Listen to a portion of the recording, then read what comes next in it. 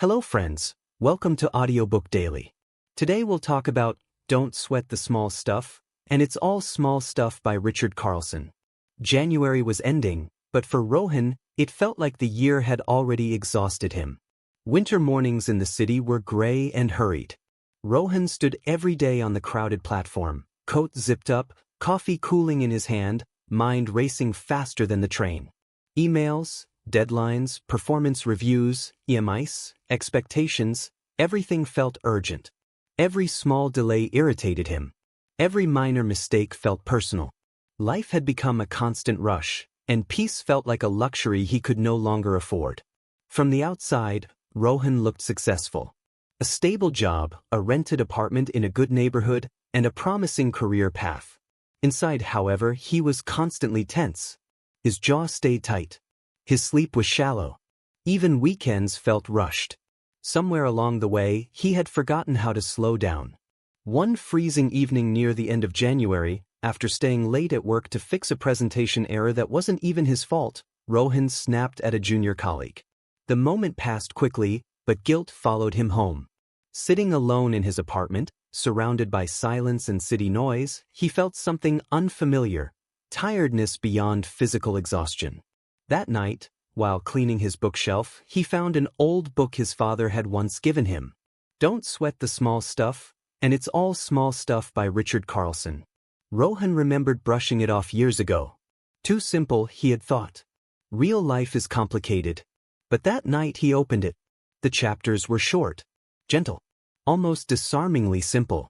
Each one carried a quiet reminder: most of what we worry about doesn't truly matter. The book wasn't asking him to quit his job or change his life. It was asking him to change how seriously he took everything. Richard Carlson wrote about lowering inner urgency, about realizing that life doesn't need to feel like an emergency. Rohan felt exposed. His entire life had become an emergency. The next morning, instead of rushing as usual, Rohan tried one small experiment inspired by the book. He didn't rush. He walked slower. He breathed deeper. When the train was late, he didn't complain. When someone bumped into him, he didn't react. It felt strange, almost uncomfortable, but also freeing. At work, stress still showed up. Meetings were long. Deadlines were tight.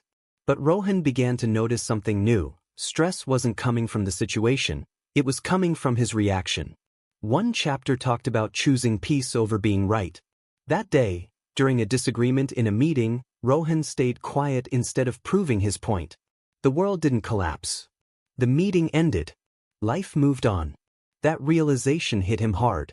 Most of the things he lost sleep over, missed emails, small arguments, minor setbacks, were truly small stuff. And yet, he had been giving them the power to steal his peace. Winter continued, but inside Rohan, something softened. He started practicing gratitude at night. Another gentle suggestion from the book.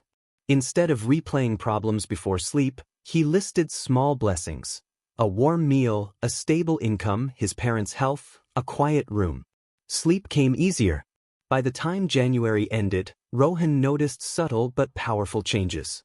He smiled more. He listened better. He reacted less. Even his colleagues noticed he seemed calmer. Richard Carlson's biggest lesson slowly became clear to him. Peace is not found by fixing life. It's found by softening the way you hold it. Rohan didn't become careless or lazy. He still worked hard. But he stopped attaching his worth to every outcome. He stopped treating life like a constant test. One cold evening, walking home under streetlights, Rohan realized something profound. Life hadn't changed. He had. The stress was still there, but it no longer ruled him. January ended quietly. No dramatic resolution. No fireworks.